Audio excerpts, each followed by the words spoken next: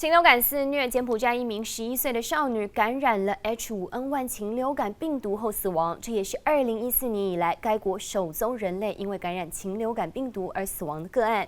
少女的父亲随后也检测出了阳性反应。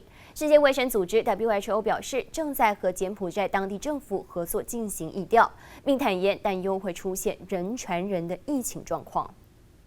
柬埔寨的医护人员仔细喷洒消毒药剂，村庄的每个角落都不放过，就是因为柬埔寨出现人类感染禽流感死亡的案例。 It's said the 11-year-old from Prey Veng province was diagnosed with bird flu after falling sick with a high fever and cough on February 16, and that her condition worsened before she died on Wednesday.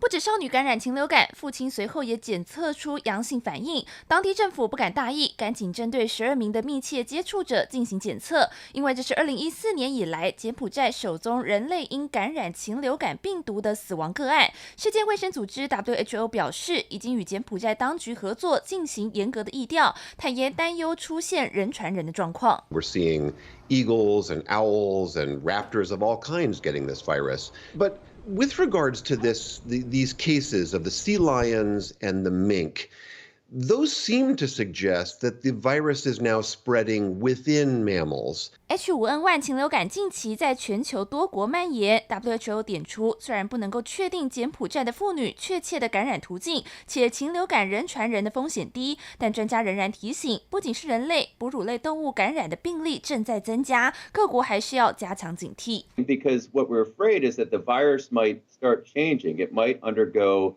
acquiring different substitutions that enable better replication in these mammals.